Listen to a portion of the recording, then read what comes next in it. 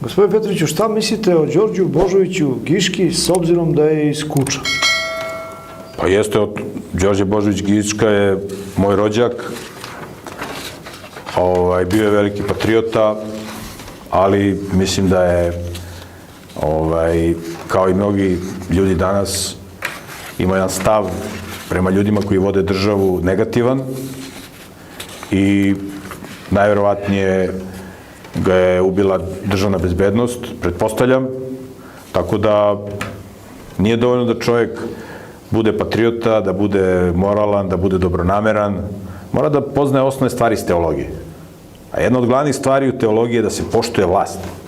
Ali ne možeš ti to da objasniš ljudima, isto kao što ne možeš da im objasniš da ne treba da piju alkohol, da ne treba se kurvaju. Ti kad ljudima kažeš da ne treba da menjaju žene, muškarcima da kažeš, to je ko da im vadiš zdrav zub, ko onda im vadiš krv iz vene. Kad ljudima koji hoće da se bave politikom kažeš da vlast treba da se poštuje, ti možda se ne slažeš sa nekim pitanjima sa vlašću, ali postoji način kako se to kaže. Ne možeš da vređaš i da iznosiš uvrede na račun ljudi koje je Bog postavio da vode državu.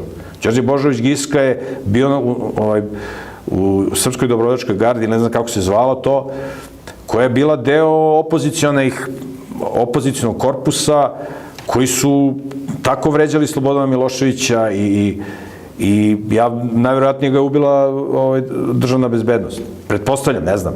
Tako da, ali mislim da je on bio teološki pismen i da je znao da artikuliše svoj patriotizam na jedan način kao što to radi danas Miša Vacić. To je bila potpuno druga priča. Mnogi će reći da je Miša Vacić,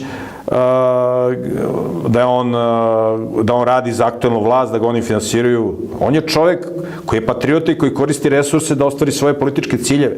Kraj priče. I tako se treba boriti. Naravno, ukoliko je vlast štetočinska, ide da te ubije, kao što je Alija Izetbegović, kao što je Ante Pavelić, onda moraš da se braniš, da goli život da odbraniš. To je druga stvar.